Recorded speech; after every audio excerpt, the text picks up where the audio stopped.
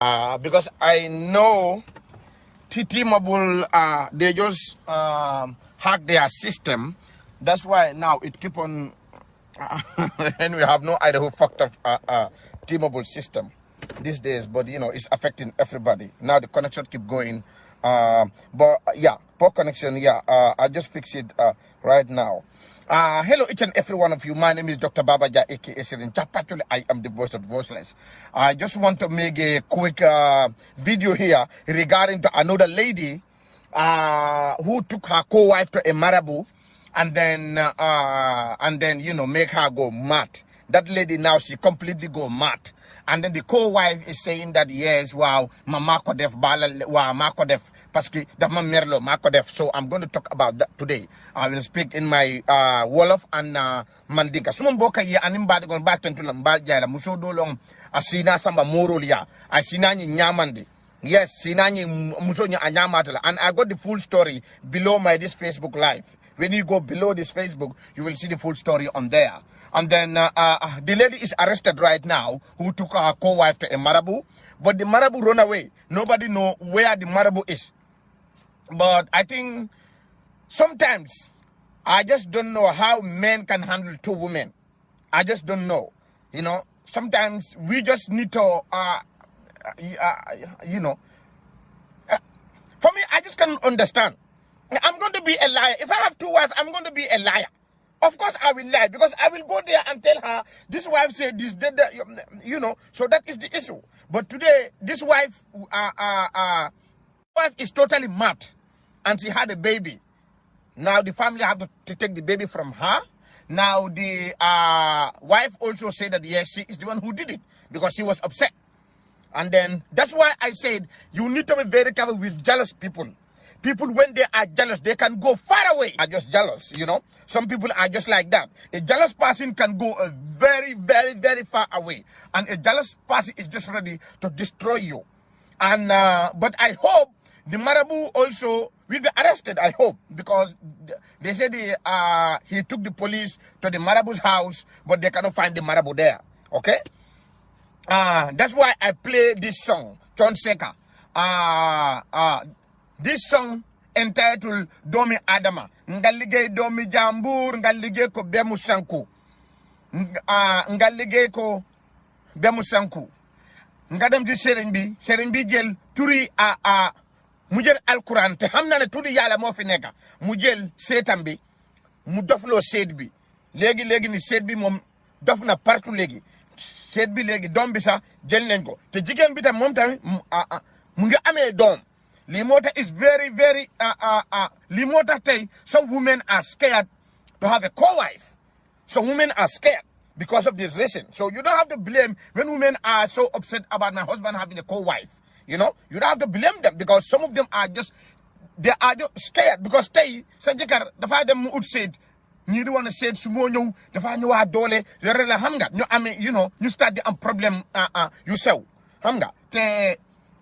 Man foog man tamit it makes sense pour nga dem nga taka jabar ñoom yëpp ñu nekk ci benn kër you know problème foog mu am ñaari jabar ñu ngi nekk benn kër problème foog mu am rek parce que benn kër lañ dëkk gis nga boñ ak nanga bi ak boñ bi ñu ngi ci biir gaming bi all the time but sometimes they fight okay the tongue and the teeth you know sometimes they fight so lii la nit yi wara understand yalla mu ne góor yi ut jabar be be ñenent waaw soo nekkee muslim loolu de soo ko mu ne lañ wax waaye man càppatole mi man de munuma toogal ñaar loolu de munuma ko ñaar de su ma ko utee rek déedéet laa ilaaha illallah du baax kon lii moo tax ñun tamit góor yi sometimes niñ toog ñu xalaat balaa ngaa go for a second wife you need to sit and think you know you need to go and sit and think before you go for a second wife. Did it even worth it? What kind of reward are you looking in there? You know, but some men think that it worth it, you know, go for it. But this is the only dangerousness that some women are just scared. Because today you find a second wife, the wife will go to the marabout, they make you crazy. And there are some men in America here. Their wives in Gambia went to a marabout so that the man cannot have a second wife. and this man is here. He don't have no papers. Because this man, when he dating with any white lady, they have issue. When he date with white lady, they have issues. Yes, they will have issue because of the wife back home went to a marabout so that this man in America will not have a second wife. So these women also, they don't understand white women also are also second wife. So if you go and did that, you're going to disturb your husband who is here. You will disturb your husband who is here. Okay? You're going to disturb that because now, that's why today you see some men who don't have papers. They're having wife at home. They're here how many years? They don't have no papers. Because they better be back home. This is what is going on. That's why I'm advising men. Don't get married and leave your wife back home in Africa. Because your wife also, you know, some men think money, yeah. My wife is there, I send her money. No. Sometimes also your wife also need dick. Okay? The same way you need pussy, the wife also need dick. Okay? Are you trying to tell me you live in America or Europe for how many years and you don't have no sex? Tell me who. You don't have no sex? Are you an angel? Your blood is running. Your blood is running. You sit here how many years? And you don't change your engine oil. You will cool it. You see how many years you do not change your engine oil, you will cool it. Even a car, when you drive in a car, you need to go and change the engine oil. When it gives you that light, that means you need to go and change the engine oil. Human beings also are like that. So you cannot stay here and then start saying that I marry a wife, I leave her at home for her to stay with my mother. That did not make no sense. Do you marry a wife to stay with your mother? To help your mother? That's rude. You marry your wife to come and stay with you. And this is why right now we are having too much of complaint going on. People are complaining. Me and my in-law, we cannot get together. Me and my this is just because of what? Jealousy. And there are a lot of women here who are helping their husband. Especially in Seattle here, we got a man who just went to Gambia and go and marry a second wife. But guess what? The wife now even assault. She don't buy assault inside the house. She tell her, oh, now you got money, you go to Gambia, you marry another wife. No problem. Even assault, the man don't buy, the lady don't buy assault. You live in America here. Your wife is suturing you. Your wife making the house. Your wife, you guys are helping each other. And then you go to Gambia and find a second wife. Don't fuck away. You find another bitch in Gambia. Don't fuck away. So you and this wife will sit here and hustle. See that money. See that money. Are you kidding me? Even I'm a woman. Even I was a woman. My husband went to Gambia and married another one. My people. That will be my last day to spend even a penny in the house. That will be my last day to spend a penny in the house. I will make sure this man will spend any even a sugar. My husband will go buy it. My husband will go buy it. And people need to understand, it's not the responsibility of your wife to put food in the house. It's not your wife's responsibility to pay the bill. No. It's not your wife's responsibility to do grocery for the family. That is your responsibility. Because that is the way we are brought up. That is the way we are brought up. And that's what Islam says. Islam did not say your wife go and work, and then in America here, you do 50-50. America here, your wife work, you work. Your wife pay half, you pay this. Your wife pay that. That is not what Islam said. Okay? So that's why we the men, sometimes we need to sit and check ourselves. We need to sit and check ourselves. Sometimes this is the problem that some of us are facing. We think, okay, now I bring my wife here, so now we just share the bill. No. That is not your wife's responsibility. That was not the way you were raised. Let's be honest to each other. That is not the way. Why? They can be more Disney. Wow. Someone can get definitely. Okay, no problem. They can hire a man. Definitely. No demand. But it's not a compulsory for a man. It's not a compulsory for a woman to pay the bills here. That is your responsibility, you demand. That is your responsibility. But the wife also, okay, sometimes, because, that's why I'm telling you, in America, we don't have marriage. We have a system in Europe. There is a system in this country. That's what some of you guys don't understand. Europe is system more fineka. Say never for that. System more fineka. System more feka. System bobu nga jël. But if we say suñu wajur yi the way they are married back home, my father have to go and hustle. My mom is she's a housewife, blah blah blah. No, it's not gonna work. It's not going to work like that in America. That's why here in Europe, you see, the man is going to work, the husband is coming. Sometimes me, I'm going to work, my wife is coming. My wife is going to work, I am sleeping. I'm getting up, you see. So that's how things are. That's how things are here. That's why people need to understand in Europe, we have a system. Before you bring your wife, tell your wife the truth, how the system is. Yes, I'll bring you, but sometimes we need to help each other. Yeah, but that is not mean it's a compulsory. Let me tell you, I live in Seattle, Washington. Most of these Gambian houses you go, women are the one that are furnishing them. Most of these Gambian houses you go in Seattle here, Gambian women are the one that are furnishing their own house. Because the husband, they don't have money for the house. The girl, you know they're furnishing, yep. 95%, I can say that 95% of the houses in Seattle, you go here. Anything use 95% of the stuff inside, the woman is the one who will go and buy. Is that your wife's responsibility? No, it's not her responsibility. But she just, she's just here helping you. She's just helping you. That's why people also need to understand, especially you, the Gambian women who are back home. When your wife, when your husband are here, don't go to the marabout and tell the marabout to help you. Your husband will not find a second wife. Or else your husband will stuck here. You will not have a dick, but the husband will be here. She will have a pussy here. And you are in Africa, amulo kite. Domuna dumuna dem. Yo yangi fofu, kina, munta am jabare tubab. If you go to the marabout, ngana kone suma jekar mugi America defal bum am ñaarel tubaab bi doomi adama la di. But some of them they forget the tubaab also, the white man also is a human being. That's why today we have some men here who they are struggling and they keep on struggling and they will keep on struggling because it's the wife back home who went to the marabout. Hey, I had a family here.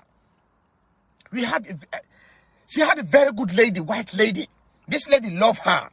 Another Gambian introduced them. Let me tell you, they went up to the day of the marriage. Pam! The man pulled out. That man pulled out. Hey, something is wrong. That man pulled out from that marriage. And she went to the club, finding a woman. She had another one. At the end of it, the same guy also pulled out. Hey, something is going wrong. Why? Something is going wrong somewhere. And I told that mother, I told him, hey, call your mother. Tell your mother to call your wife. Let them sit and, and let them talk. Maybe your wife also have a hand in this because this is what they do. She told me, oh, you are right, but I don't think my wife will do that. How many years now? You guys are married. Your wife is there. You are just sending fish money. And you don't have no papers here. My people, just look at that. People need to use their brain. This man is still here. Bete amut kait. Nyari say that. Nyari say. Say be yep. God be more again bopam. God be more again bopam. Why? Tell you ko why? Tell you ko. You see human being behaving like that. Tell you ko. Sukata yon duka def. So this is what people need to understand. So ame jabar. Tetami. You have a wife. You and your wife are in America. You go to Africa. You marry another wife there. The wife in Africa think that you are giving all your money to your wife in America here. Why else the wife in America is the one that's sutura in you? He, Gori, Digan Yolan de Sutura, and the Sutura Yaga. Billahi walla yalla sutura yaga. Yan jigen yu nekk Gambia yéen a ngi am problème de. Da ngeen teg ne seen jëkkër yi xaalis bu ñu am kii leen ko dee jox fii déedéet. Loolu ma wax leen loolu ma wax leen ko dëgg. Fii jigéen ñi ñoo de xosul di jagar seen nekk. Jigéen ñi ñoo de xosul di sutura seen jëkkër. Jigéen ñi ñoo fi dee sutura seen jëkkër. So la xam ma wax leen lu leer man tàppatal. Jigéen ñi ñoo de sutura de. Waaye bu leen kenn nax na ngeen toog foofu you are fooling yourself ne waaw man suma jëkkër mu ngi America lu mu am rek aw bi la ko dee jox waaye ma mang fi rek taw bi la ko di jox fekk woo yaa ngi nax sa boppa waay boo xamoon lu ma xam waay boo leen xamoon lu ma xam fekk jigéen boobu mu ngi sutura sa jëkkër jëkkër bi waaw wala mu ngi sutura sa jëkkër mu ngi sutura sa jëkkër de kon lii moo tax yéen you the women back home stop attacking your co-wife who are in America or Europe here. Stop attacking them. They are the one that are helping your husband. Don't think that your husband is giving them all this money. Your husband is not giving a fuck, but they are here helping your husband. This is what I want to say, and then I hope this video will help some of you, the women back home, to open your eye. Stop going to the marabout. Why are you going to the marabout to destroy somebody? Why? Jealous. When a jealous person is jealous, a jealous person is ready to go to anywhere. But people, I am a victim of jealousy. I am a victim of jealousy. Okay? There is one boy who lives in Seattle here called TATA Dindiing. I came out one day and I said that my car is being shot by a gun. That's what I said. My car was shot by somebody shot my car. But I don't know if it is if they intend it to me or it's a drive-by shooting. And this guy, since I posted on social media, this guy went up to the police to go and report the matter and tell the police because he cared about me. That's why he went to the police to report this matter. That is what he said. He said he cared about me. Okay, now, if I said I have been shot, who are you to go to the police station and tell the police that I say I have been shot? Let the police start the investigation. If you care about me, you should call me and tell me, actually, I care about you and I had this. Or else, you should find out where I live. But no, just because of politics, you hate me. You went up to the police station to go and report me. So that if I am lying, the police can come and arrest me and put me in prison. I am a victim of jealousy. Just because just because he is jealous of me. Just because he is jealous of me in Seattle here. Just because he went up to the police station. At the end of the day, he went and posted on Facebook. Yeah, today I went to the police station and report the issue. Yes, so that the police, the police can do an investigation. Because what he put on Facebook is, I went to police station to report that Tapachole is being shot. Let them go and investigate because me I care about Tapachole. Even though we are all from different political party, but I care about him. If you care about him, what should you do? You will call me. Madam Wada, one of my fans is here, Madam Wada. She called me. She said that Tapachole, dama dega na fever. Madam Wada called nama. Muna dafa dega na fever. Then if you care about me, you heard that me I have been shot or something. What should you do? You should call me. But do you call me? No. You don't call me. You went to the police to go and report me to the police. That's exactly what happened to this lady who went and took her co-wife to the marabout. The lady split it. She came out and said, yes, I'm the one who did it because I was upset. Why? The lady did not even know she's pleading everything. Human beings are messengers of God. My people, all human beings, they are merchandise of God. God is the one that created all of us. But there are some people who are untouchable. When you do something, you will talk. You will even, you cannot even explain. Because, God will pressure you. When God pressures you, you will talk. That's what happened to this woman. She took her co-husband to a marabout to destroy her. And that lady now, today, she's smart. She's walking in the street today. She's walking in the street. And the marabout run away. But the lady also confessed. She confessed. The same thing is what happened to TATA Dindiing. TATA Dindiing came out and said it. She split it. Wallahi, ngankali alalani akurano amantaw. Amantaw. Hey, jealousy, no matter how jealous you are, but there are some people you touch them, you will, who will go and do something like that and go and tell people, yes, I'm the one who, and go and admit it. Yes, I did this. Who will go and do something bad and then you come and admit, yes, I did this? Who will do it? And then the college go TATA Dindiing mantaw. And then for my phone only. After Facebook, and you come over for your mantaw. Just because you are jealous of me. With that, they get a police only American. When they put me in prison, if I was lying, they put me in prison. Who is going to feed my family? family. My family back home, who is going to feed them? This is why it's very important. When somebody say, I will kill you, just tell him that you cannot kill me because God is the only one who can kill. But when somebody say, I will destroy you, stand up with your 2 feet and get ready. When somebody say, I will destroy you, get ready. That's why I told you, I am a victim of jealousy. Just because he is jealous of me, he went to the police to lock me down. So when they put me in prison, my people, say, the family, who is going to take the responsibility? If I was lying today I'll be in prison. And what is Pada Sedikan going to get from this? Nothing. And now, this lady, now she's smart. She's working on the streets. She's smart. What is the co-wife going to get from this? Nothing. He's not going to get nothing from this. Hello, mer. I pray to God, Almighty God, let him not give me a heart where I will go and destroy another person. May Allah subhanahu wa ta'ala give us a heart that will forgive, a heart that we know will love. But a heart that will a heart that will destroy somebody, I don't pray to Allah subhanahu wa ta'ala. I don't pray to God to give me a wealth that I will take to destroy somebody. I don't want a wealth, I don't want those type of wealth. That's why it's very important, my people. Be careful who you trust. Because today, your best friend can be your worst enemy tomorrow. Some people, they are fake. Some people are fake.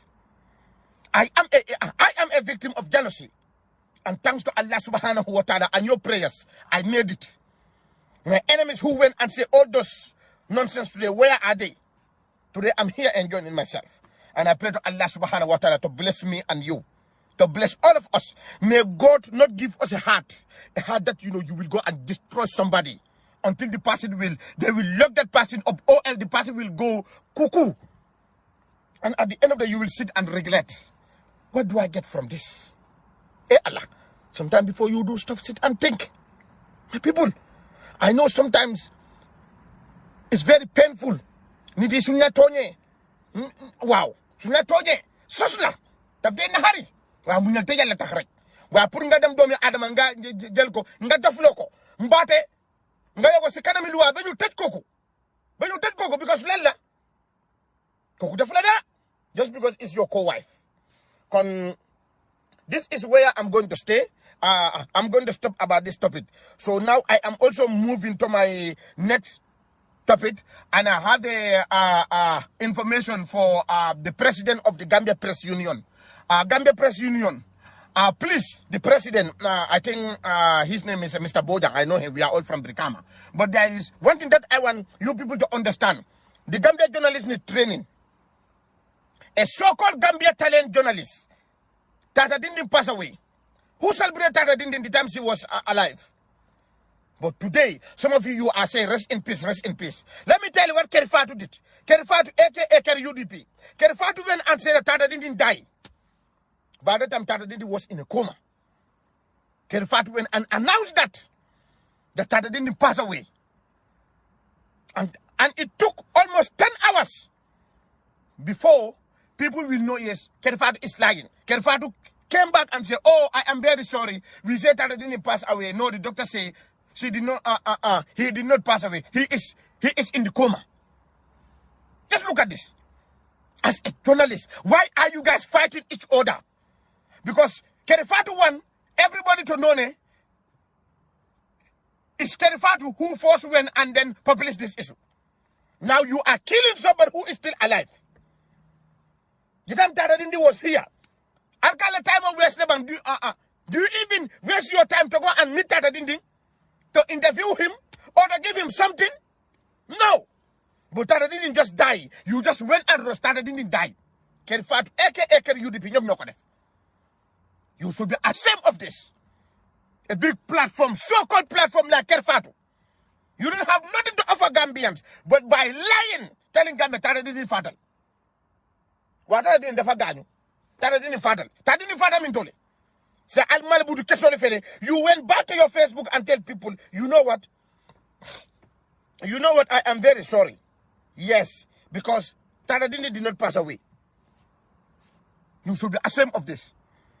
And then, we were complaining about that. Gambia Talent journalist went and interviewed TATA Dinding younger brother. Just imagine this. TATA Dinding passed away. The brother was crying. This journalist is this Gambia Talent journalist is telling the brother, "Can you sing?" She tell her sister, "I cannot sing. My brother passed away. How can I sing?" Can a journalist ask this kind of question? Somebody is in a pain. Somebody is in a pain. Gambia lose. TATA Dinding, we the people have become, we lost. But a journalist, you don't have nothing to tell the family, but you are interviewing the brother, and then the brother, "Can you sing?" Where are the journalists? You know, so sometimes this is what I don't even fucking understand. Al-Nafale. But Gambia Press Union, please help us bring these so-called journalists in the class. Lecture them. Because today, you see today, even a small rat will go and open a Facebook and say, "I'm a journalist." Yeah, how are you? Yeah, and then they go to Gambia Press Union, they have a Gambia Press Union card. They will go and say, they have a press card from Gambia Press Union.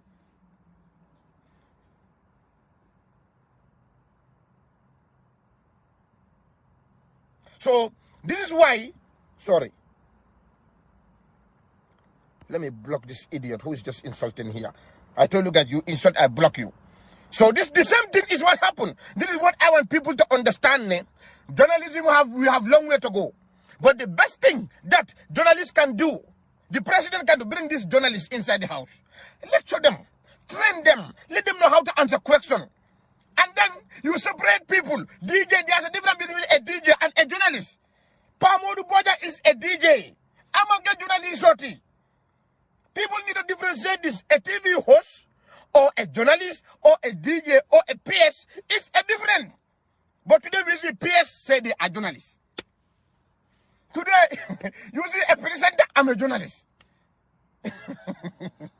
Gambia. You know, Kerr Fatou and Fatou Network are fighting each other. Everybody knows. Just look at this. They had information that the airport is leaking. Airport was not leaking. They were just because every year, I think twice or 3 times a year, they used to go and sweep the tile because they have a tile at the airport. So they have to go and clean the tile. They sweep it. Some people went and pushed it on UDP Facebook that the airport is leaking. These journalists run there. They run there to go and see. Oh yes, we had the information that the airport is leaking. Is it true? The airport was not leaking. They were just cleaning the airport. Even in America, it happened here. They used to do it during the night. During the night, they clean the entire airport. Okay, they put some corn at the corner. They clean the airport because they have a tile and it's used and it should be clean. But just look at this as a journalist. You hear something from Facebook, you just run. But you go to the airport. For what reason? For what reason? This is what I don't even fucking understand with some of you. This is why it's very important for you, the president of Gambia Press Union. Please bring these people in the class. Yeah, Karandi. Affair journalists, all what they can do is affair politics. Baro say this, Adama Baro say this, Adama Baro say this, GDC say this, Karen say that's all what they can do. All they do is politics. We see this so-called Facebook, this so-called behind the key, this Gambia Talent and others. That's all what they do. Okay, that's all what they do. They just go and then had the information. They run there and go and interview those people. Even things that even don't fucking make sense. How could you be, you call yourself as a journalist, you go and then you are asking somebody who brother passed away and telling her to sing in a funeral. In a funeral. They don't even went and take the dead body at the mutual yet. Not yet. At the no, the body was even at home before the mutual. Sorry. Before the graveyard. Before they will take the body to the graveyard, you are telling me to sing. Some of you guys, go and train people. Let them know which question to ask. There are a bunch of questions that you guys need to go and ask people about it. That is better than you guys are following people. Anytime, even people fight, you put it on your internet. Even people, you put it on the internet. This is why it's important for us to, for us to do our best. There's a difference between a DJ and journalist. I think Pamodu Bojang, the first time I heard about this do Sano scandal, I thought that Pamodu Bojang will come and sensitize people and tell them, hey, you know what? We need to be very careful because there are a lot of negative pictures out there. We have to be careful. Don't send your negative pictures. Even your husband, he can use it against you. That is what I thought Pamodu Bojang will do. But at the end of the Pamodu Bojang went telling people, do Sano you can say bambulu and if you would have over the amula joki kere ha was up on him from telephone on your iPhone no ndela tombo adunda jana findejan. Come on, man. Come on, blackmail. What are you going to get from it? Come on. That's personal attack. That's personal attack. And that's the same thing. I am a victim of Pamodu Bojang. Today Pamodu Bojang attacked me. I'm a victim of Pamodu. So this is why, what Pamodu should do, sensitize people. You can say Natalo was Siari, but Imagine a modo destroy. Ikaba, would you better bully Musonina, food on your tombon. Jamalaba, I food Talia should be Ima passport. So the passport or something I did. Well, there's a difference between an journalist join the list. There is a journalist, there is join the list. Pamodu Bojang, Gambia Talent, and some staff at Kerr Fatou, they are joining the list. A market journalist, they are joining the list. This is what people need to understand. There is a difference between joining the list and journalism. So, my people, I'm going to stop here. And I hope then Allah can give us a heart that can see the best. Allah can give us a heart that will forgive. Allah can give us a heart that will love people. And let Allah not give us a heart that will go and destroy people until they go crazy. Let God not give us a heart where we will go and lock people up without no reason. Without no reason. Just because you hate me, you want to lock that person. Just because you hate people. May Allah forgive us and give us the best. Tell that the journalists that were or see die will come and sing on his funeral. You are right. The journalist who asked that question, when she died, people can go and sing in his funeral. You are right because it's unacceptable. It's unacceptable, and I hope this video also will help the Gambia women back home. If your husband have a second wife here, wallahi abeke sutura kanni.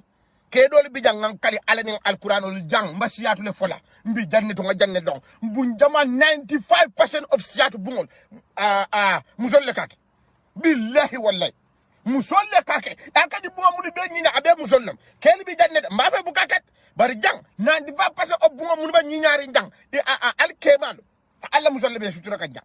So I hope my video can help. My name is Dr. Babaja, aka Serin Chapatole. I am the voice of the voiceless. God bless you. One people, one Gambia, one nation. And I have the full story of this lady below this Facebook live video. When you go below, you're going to see the full story. Thank you, each and every one of you. God bless you all.